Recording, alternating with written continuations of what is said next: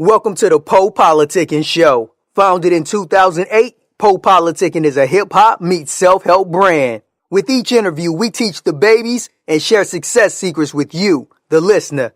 Past guests of the PoPolitickin show include Yo Gotti, Currency, MC Light, BG, Dead Prez, Rashida, Project Pat, and more. We also showcase the future upcoming stars of hip-hop. Subscribe on iTunes and get automatic updates of each podcast episode. PoPolitickin.com.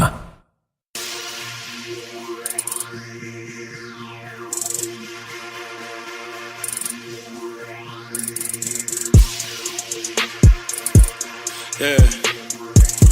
Shout out to Michael Blue, man. We're gonna make this nigga a legend. Right down. Hey, all I wanna do is stack grands. Living life as a black man. Do this shit for the rap fans. Done Cheeto with the rap hands. Done Cheeto with the rap hands.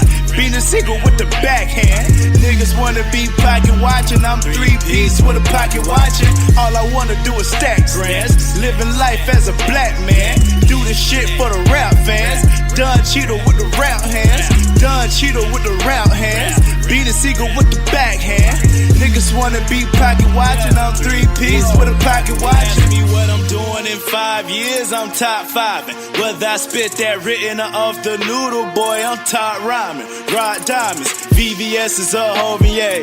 Either way, I'm going 18K. Another fucking rappers, if I catch them slacking, I'ma hem them up, they need a full break. I'm holding treasure like the Flying Dutchman. That Dutch master with a nigga clutching. Green got me floating like the Flying Dutchman. Got me twisted like Spaghetti Junction. I've been missing what I need to function. I spent my days searching. They say it's on my person, but I cannot see it.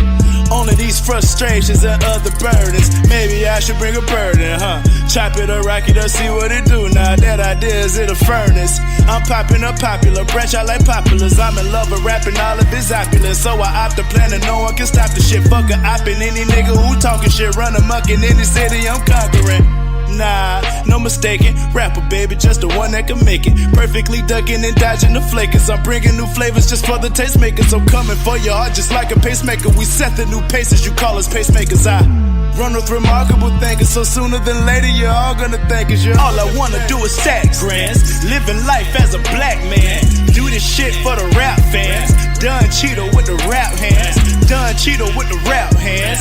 Being a single with the backhand. Niggas wanna be pocket watching. I'm 3-piece with a pocket watching. All I wanna do is stack grands. Living life as a black man. Do this shit for the rap fans.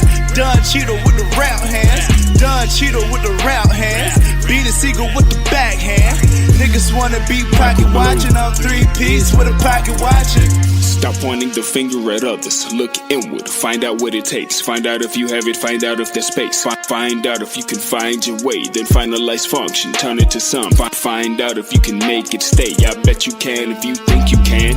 Find out if we agree today. Then equalize energy, balance and frequency. Resonation, make ultrasound. We make repeat till you crack the ground. Adjacent to junk, the Flying Dutchman. Back to back, the crack in the ground. Release the tension, the ultrasound. The final tone of Lowakuria Murta. Initial note of the Aqua Divita. Taste familiar like ancient wisdom. The old edition, the genetic code.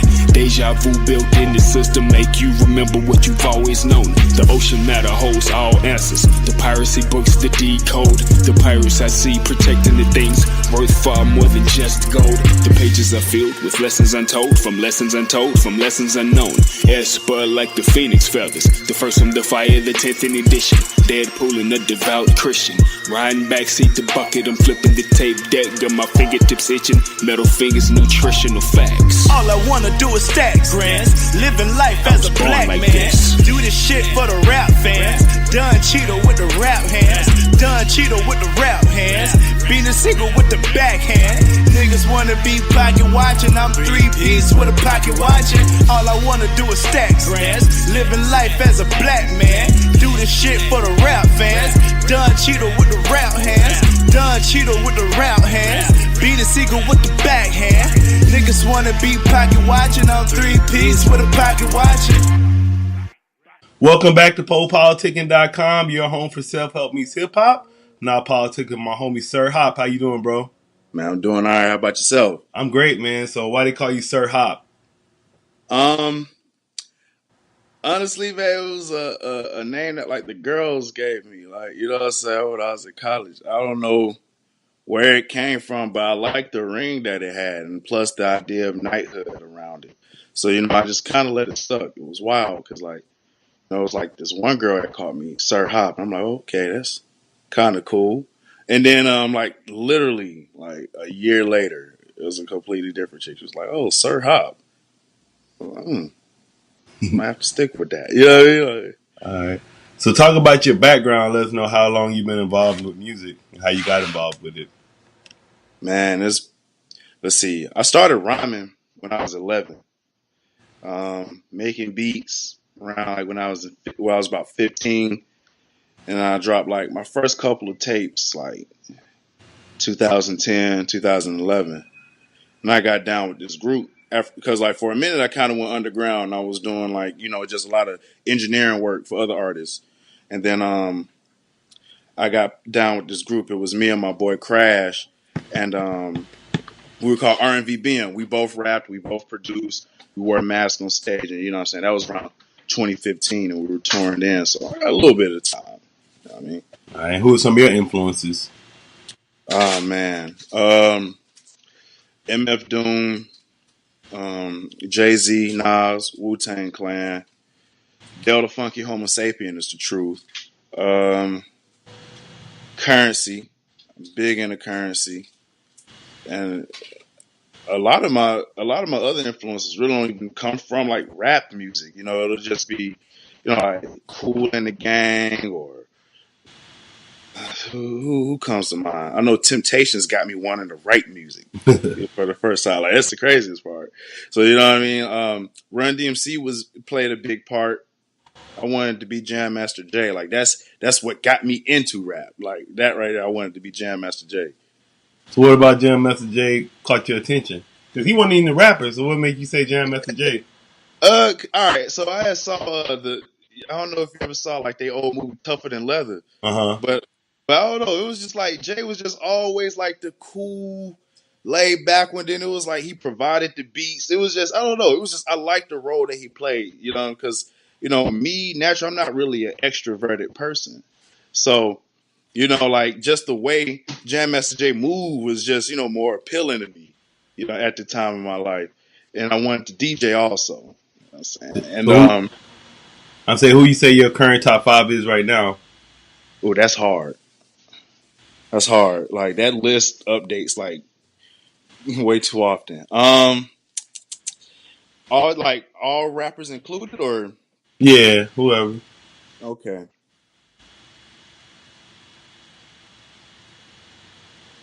Doom, Kendrick, Nas,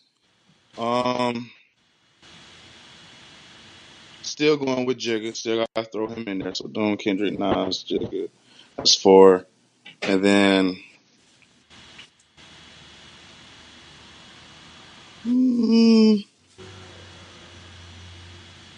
I don't know. It's like really interchangeable between like all the rest of the influences I named earlier. But like right now, I'm really Wu Tang. Like right now, like the Wu Tang Forever album has been Who you fucking. like out of Wu-Tang the most?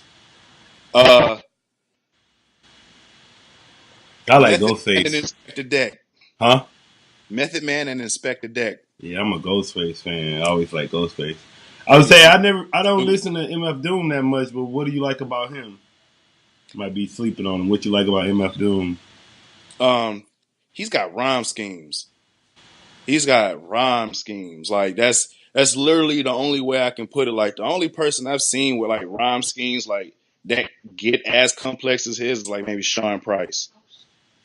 You know what I mean? Allure. You know what I'm saying? But like, Doom, he goes in. And plus he produces a lot of his own stuff also. So like a lot of his grooves are tight. I like the way he samples.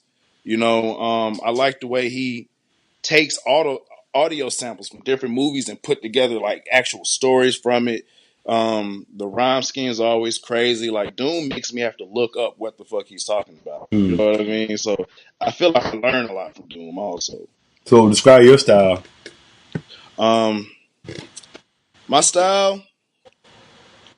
All right. Well, I guess the best way to put it is like tailor made for real.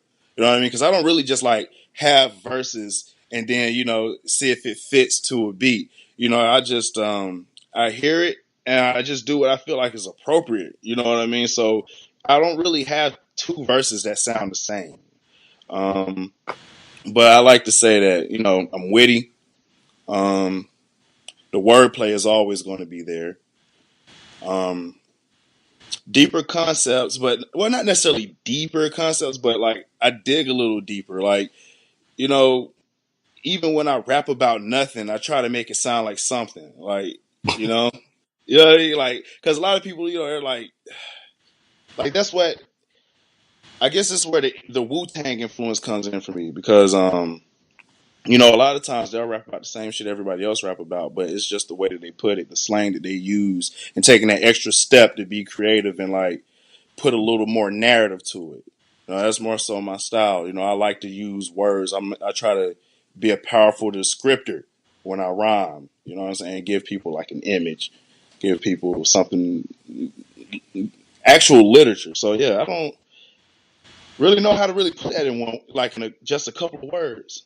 So how would you describe yourself? Someone asks you who is Sir Hop. What would you say? Um, I'd say laid back, yeah, active, um, stickler for quality, and you know, just a guy here to tell a story. You know what I mean? Because I don't like growing up the way I did.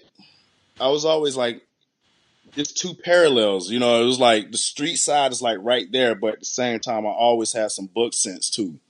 So it was just a blend of both. Like, so you just get a streetwise smart kid gets along with some of everybody, you know, and can kind of talk a little bit about a little bit of everything from, you know, investments to, you know, what the weed going for at the street, whatever, you know what I'm saying? Like, So what are your current projects right now? I just put out the Allure, August 17th.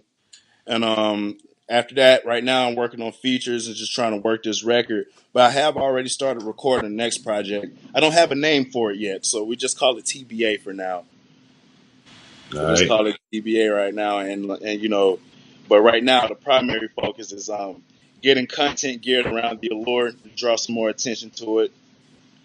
So how you gonna go about doing that? Um, videos. Let's see. I made all but one of the beats on the Allure. So, you know, just seeing, you know, you ever see how like rapgenius.com has like the different videos, like the deconstruct how this beat was made or the movie references in these verses or whatever, just little things like that, you know, just taking certain things that might be missed in the initial playthrough and just highlighting it, you know what I mean? And I think highlighting those things would build a certain amount of value around my work. Because again, like I said, some things you just don't hear when you're listening to it, or some things you might not just catch either way. And you know, like in the way I make music, you know, I always like to drop some Easter eggs in there or something like that, or I'm going to say something that, you know, it makes sense, but it takes a couple times to hear, or you know, like I sample like some classical music for like, you know, for like the intro. So you know, it's just, you know, it really would help like the fans figure out who I am more as a creator. So that's my goal with that, you know, to build value around the content I already have out and for people to get to know me more as an artist and where I draw my influences from. And what are some of your interests outside of music? Um, let's see. Big into cigars. I like basketball, clothing, um, video gaming. You know, just regular dude stuff. So what kind of sweets you like? Swishers? No, I'm just messing with you. What kind of I'm about to cigars? say them paper cigars. What kind of But cigars you like? What's the let's best see. cigar you had? I can't remember the name of the best one I had, but because I used to work at a cigar store. But one of my regulars, I'll always go to the Miami Cabiguan Maduro. It's a torpedo cigar. It's Cuban seeded. It's real smooth. Then is it a certain way you supposed to smoke them? Yeah. Since you worked at No, a store. No. yeah, like because it depends on what your preference is. Like some people like to punch, some people like to cut the cigars, but it's pretty much the same premise either way. You just want to puff it and get the flavor. Like me, since I smoked so much tobacco, working at that store, I had kind of a tolerance built up, so I would inhale just a little bit and get that extra buzz, but not too much because you'd be spinning and you stand up, man. Oh. And Perdomo was always a good brand to start with too. Nearly anything Perdomo you can do. Man, would you just? I mean, you drink anything with it, or you just? I don't really drink anything with it, but if I were to drink something, it'd be whiskey. So yeah. All right, and then what's some books you read? Oh man. Let's see. Robert Greene really did something with 48 Laws of Power and with Mastery, but I think Mastery is probably my favorite between the two. Let's see. The rest of the books I've been reading about has been more so like industry books. It's just about the record business or just about the programs that have been coming out. But yeah, most of my books I've been reading are like educational. But I like a good narrative. But most of the books I've just been on has just been like nonfiction. Really hasn't even been like for the purpose of entertainment kind of thing. It's just been a lot of learning. So, what's your opinion on the law of attraction? I believe in it. I believe in it wholeheartedly.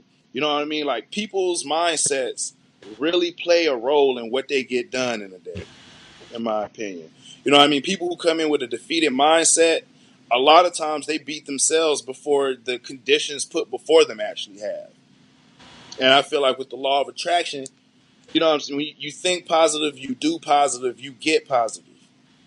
So, I never try to like start a day with a defeated attitude. Like shit's fucked up every day. Yeah, I know with me, like even like with social media, I know like a lot of stuff be going on, even like with that Chicago shit, that girl. Yeah. But I feel like with me, like I don't like posting about that shit all the time. Cause I feel like that's what you put your energy towards. So, like, I mean, even like stuff like the hurricanes, I'm not gonna post about that shit. Like, it happened, but I feel like everybody don't have to post about it and talk about it. Like, I don't know.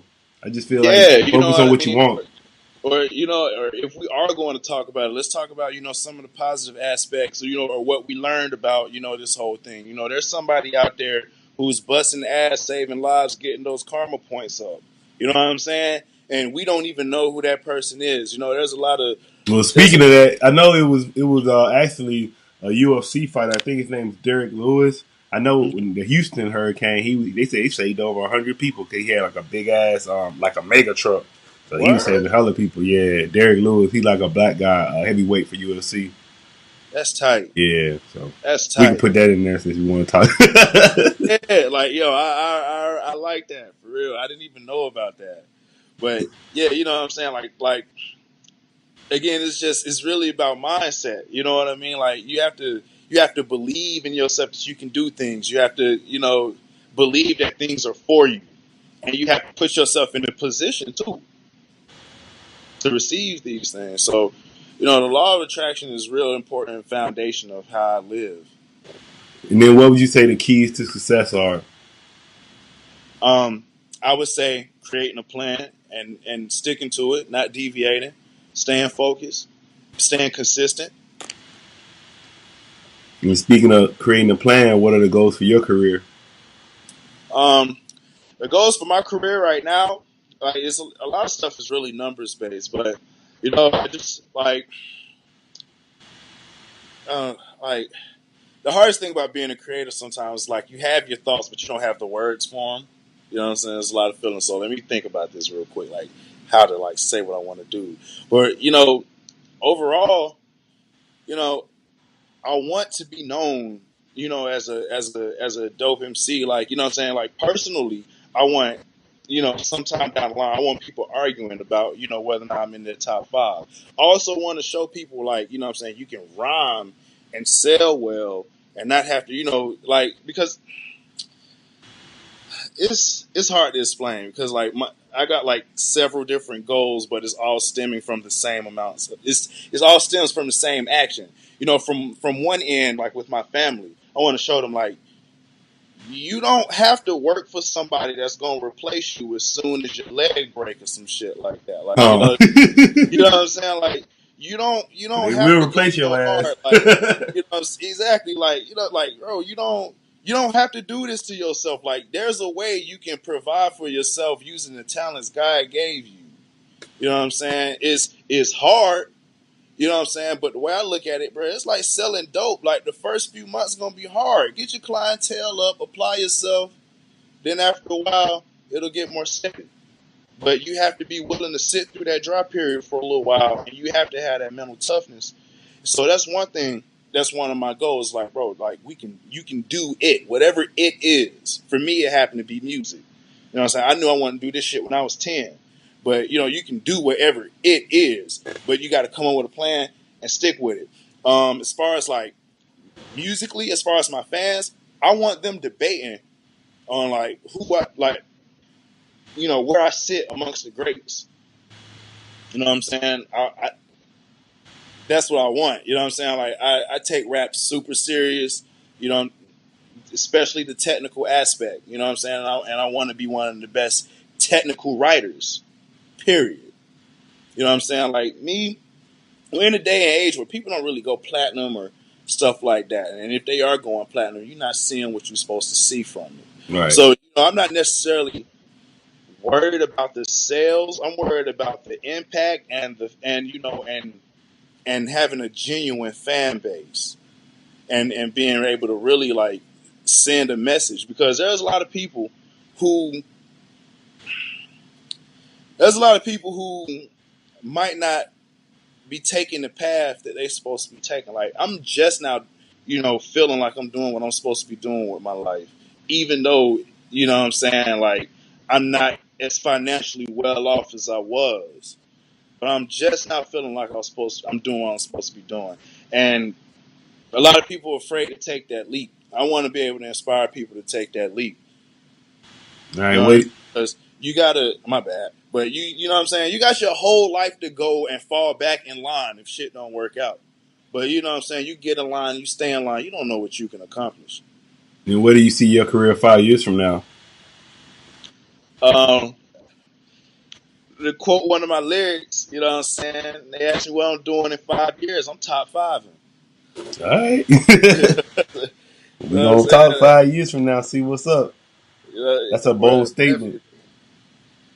Like, you know, I'm calling it. Like, you know, it's crazy. We talked about the law of attraction, you know, just to back to it, because, you know, there's a couple of songs on the Allure. The reason why they're there is simply because of the law of attraction. Like the Year of the Sheep, like that was not going to make the Allure, but the reason why I kept it is because that was the first song I sat down and like wrote when I moved back to Atlanta from being in school. And, you know, I didn't write it. It's not on paper or pen where, like, you know, it's just something I just kind of felt and happened to remember. Then, you know, by the time I finally recorded it, I was sitting down listening back to the mix down. I'm like, yo, this is crazy. Like half the shit that I rapped about back then, like actually happened from me writing it to me finally recording it. Yeah. You know what I mean? So that's why that song stayed there. And then, like, you know, songs like Palm Trees, it's like, you know, I'm just claiming that shit. Like, I ain't never been to none of these places, but I know I'm interested in going to these places to the point where I research that shit. And once I'm there, I know how to move around because I know it's coming. So I'm gonna rap about the shit I'm gonna do because I know it's coming. You know what I mean? Well, I say, you know, I ain't trying to diss you or nothing, but you know, Jay-Z was talking about that now later raps. But that's why I really like now later raps. We rap by it now, hope you get it later. Yeah, but that's like a lot of rap, especially like the ones that's first starting. Like to me, they speak the stuff into existence. Like they don't have it when they first started. Like Jay-Z, when he did Reasonable Doubt, he didn't have the money like he had now, but he kind of spoke to existence. Like 50, Master P, like they spoke all that shit into existence. So I don't know. I think that's like the little part of hip hop we're really not focusing on. But I think like especially like even with I was saying like the negativity, like all these rappers that be talking about killing and death shit, they be dead. So yeah. so You know what I'm saying? Like, bro, I do not want that energy in my life at all. Like, bro, we happy over here where I'm at. All right. And what advice would you give to new artists? The advice I would give is it's like a multi-tiered lesson on consistency. Like, it'll be like, you gotta be a consistent musician. You need to stay working, but at the same time, you need to be a consistent personality. You need to stay, meeting people, getting people familiar with your brand and who you are. You know what I mean? Because it seems like nowadays the younger kids having more control with like branding and using social media. But the guys like my age, where we were kind of like in the middle of the, you kind of in the middle of the internet developing age, where we just didn't really know things. A lot of us, we were just focused on there. I'm just gonna make tight raps. I'm just gonna make tight beats, and that's it. But a lot of Yeah, we people thought MySpace was gonna stay around. yeah, you know what I mean? And like what a lot of people don't realize is like music business is just that. It's music business. You know what I mean? You got the music, now you got half of that shit done. Then what you think about old girl, man? That Catch Me Outside girl got a deal. And that song she came out with debuted on like number 77 on the Billboard 100. I was like, what the fuck? Man, and you know what? I think it's crazy, but at the same time, like, bro, I can't knock her. Like, you know what I'm saying? Like, you know what I'm saying? Because like, that was just something. That was just that TV, like her little thing on Dr. Phil. That was just some shit that just happened. Like that was some shit. Her and her family was going through, and that's how they decided to go and work on it. And the fact that it took off like that, like who are the Bergolis to not take up their opportunity? But I guess what I be looking at, like, I be like, man, I think that's the problem with hip hop. I feel like we don't have gatekeepers. We let anybody get in the game. Like we shouldn't even let like no bitch. like no bitch. You can't. Nope. Yeah, and that's the thing. Like, what I'm saying? The barrier of entry has diminished significantly. But at the end of the day, the way I look at it, it's like it's just proof that there's room for people to do it. Like, it just goes back to my point. Like, bro, you can do this shit. You know what I'm saying? Like, because there's no barrier to entry. There's nothing stopping you at this point. Nope. Except for you. You know what I'm saying? If a 14-year-old girl can debut 77 on Hot 100 off of Catch Me Outside, bro, you know what I mean? It's like you just, certain things have to play in your favor, of course, but like, you can do this shit. You know what I'm saying? You put together some dope content and you hit the ground running. And you doing and you maximizing everything you can with your social medias. You maximizing and monetizing your performances. You maximizing and on meeting people when you go out. Like you can do that. Like the whole shit can turn around in a year. And then is social media important to you? Very, but only for the rap shit for real. Like other than that, like, what I'm saying? I just be reading articles. I don't be on social media like that. Yeah, to me, it's like I'm realizing that I be on there more than I should be on there. Like you said, I feel like I should just give a certain amount of time just for the business, and then any other time I should probably get off of it. Because, like I said, I don't think it's. But it's hard though. It's the reason why people spend so much time on it. You know what I'm saying? Like me, my favorite is Instagram. Like, and I tell you why, because on Instagram it's like I know why. like you walking around with a little EPK in your pocket. You know what I mean? It's like having a little EPK in your pocket that everybody can reach. As long as they got an Instagram account. I was actually thinking about that yesterday. I was like, man, if I die, I just want people to go through my Instagram. Like, you know what I'm saying? Like, so you really get to know. You know what I'm saying? But it's like you can go like with Instagram, like, okay, you can get new music. You find out about the new releases. You can get your news. You know what I'm saying? It's so easy. You know what I'm saying? And that's why, another piece of advice I give to artists is get your shit serviced. Like once you put out a project that you're confident in, go ahead on CD Baby or TuneCore or whoever, whatever channel you need to, and get your shits on iTunes and Spotify and whoop-de-whoop, because people don't want to people don't want to have to get on their computer to download some shit. You know what I mean? Like most people's got iPhones. Get your shit on Apple Music. You'll get more plays off of that just off the strength that people can go to their iTunes and look you up. Versus, oh, well, I got to follow this link to your SoundCloud. Oh, I got to go to Bandcamp and download it. Probably pay for it, though I'm paying for this Apple Music service already. So, you know, that's I think for me, that's why social media is important, because it's the channel that people are tuned into.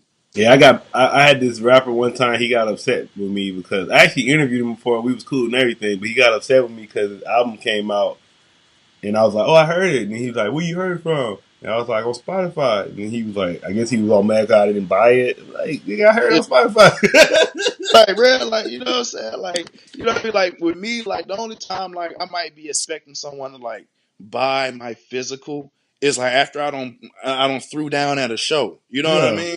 And even then, a lot of the times, like, between your songs, you should be telling them, you can find me, at wootdewoot.com. But to me, you know, yeah, I'm looking at it now like the music isn't even really what people are buying. Like people buying like merch and shit. So yeah, exactly. You clothes People and all that shit. Brand. People buy into the personality. You know what I'm saying? Like people's favorite musicians really don't even be that great a lot of the times at this point in life. But the thing is the story, it's the brand, the persona, and plus the extra shit that they offer outside the music, like you said, merch, or visual content or whatever. Like that's why, like the early 2000s when everybody was going platinum, you seen the big budget music videos, and then yeah, double CDs back then too. You ain't got double CDs no more.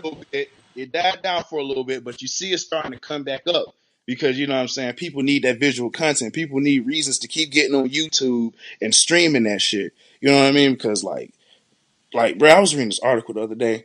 The EXO Tour Life by Lil Uzi is, like, total across all the platforms, got, like, 1 billion streams. Yeah, I saw that. Yeah, but, like, after the money cycled through everybody, like, he probably saw, like, under 1 million. You know what I'm saying? I think it was under 1 million, and then once it cycled through one more time, like paying off shit, like, you know what I'm saying? He didn't see much. You know what I'm saying? This is for little fucking Uzi now. Like, you know what I'm saying? You get a guy like, you know what I'm saying? Like Currency, you know what I'm saying? Like that's, he's not going to generate 1 billion, to even see some type of money like that. So you definitely always got to be working on shows, and really the performance is where you're going to get your fan base. Once you get that base, they're gonna take care of you. Yeah, I think like you said, the music is just to build a fan base so you can do shows, and then do shows, sell your music there, and sell your merchandise. Yeah, exactly. The shows is where you drive the nail on in. You know what I'm saying, and get them hooked. All right, and what would you like to say to your fans? Man, thank you, and I appreciate just patience and sticking with the kid, just through different ups and downs. Because, like, it was just, yeah, like, that's really it. Yeah, that's really it. Just you about to say something? Go speak your heart, man. Take him to church. Nah, because it's just like, man, shit just be wild sometimes. Like, all right, like, the group I was in, like, like when I relocated to Atlanta, like, I really had to take a step back and restart, because I had put so much into like the brand that me and my boy was building. So once that shit went down, like, we was cool and everything, but right now I don't know what we is. But you know what I'm saying?